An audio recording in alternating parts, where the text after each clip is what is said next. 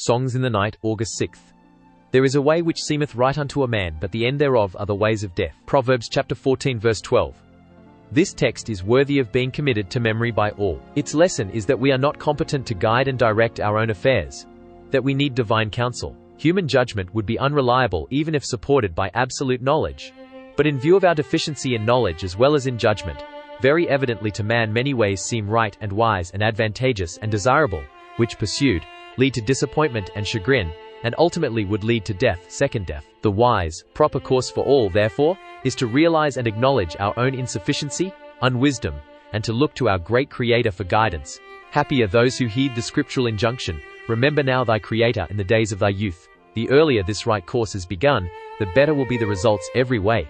The easier will it be for us to bend our wills to the will of the Lord, and the lessons and satisfaction and peace coming to us through the Lord's guidance will be the more precious. A full consecration of the heart and life and all our interests to the Lord, that His will may be done in us in all things, is the consecration necessary to the bringing of every justified believer into fellowship in the body of Christ, which is the Church. Reprint 3241. Welcome to the deep dive.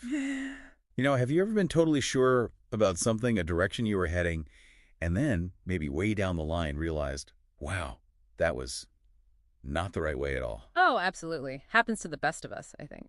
Well, today we're getting into a really profound bit of ancient wisdom. It's from the book of Proverbs, chapter 14, verse 12. Ah, yes. A powerful one.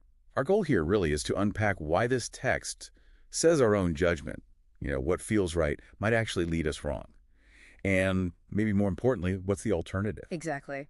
The proverb itself, it just lays it out there. There is a way which seemeth right unto a man, but the end thereof are the ways of death. Wow.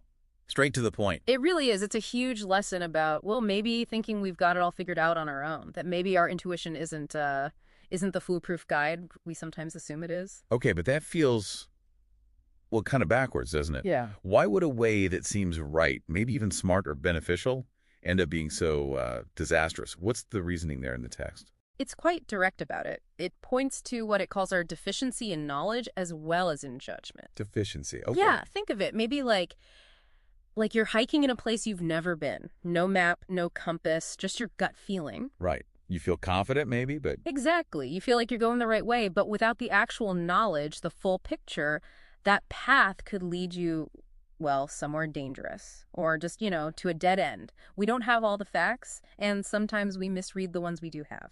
And it mentions the results aren't just like minor bumps in the road. Right. It talks about disappointment and chagrin. Okay, we've all felt that. But then it says death, second death. Yeah. That sounds incredibly serious. It is. It's meant to be stark, I think. Second death here, it's generally understood to mean something more profound than just physical death. More profound how? Like a spiritual separation. Yeah. A complete end, a loss of true purpose or connection. It really underlines the idea that relying only on our own judgment, even if we mean well, just isn't enough for life's really big picture. Okay, so if our own compass can be that flawed, that potentially dangerous, what are we supposed to do? Does it just leave us hanging? No, not at all. It offers what it calls a wise, proper course. Yes. It starts with acknowledging our own limitations, recognizing that insufficiency, unwisdom, as the source puts it, and then looking outward, looking to the great Creator for guidance. So admitting we don't have all the answers and seeking wisdom from, a higher source. Precisely. It's about humility, really. Recognizing we need input beyond our own limited viewpoint, whether someone sees that as God or universal truths or just wisdom beyond ourselves. That makes sense. And there's something in there about timing too, right? Remember now thy Creator in the days of thy youth. Why the emphasis on starting young? Well, the thinking seems to be that it's just easier then. Easier to kind of align your will, your direction when you're younger. Before you get too set in your ways, maybe. Yeah, exactly. Your habits, your outlook, they're more flexible.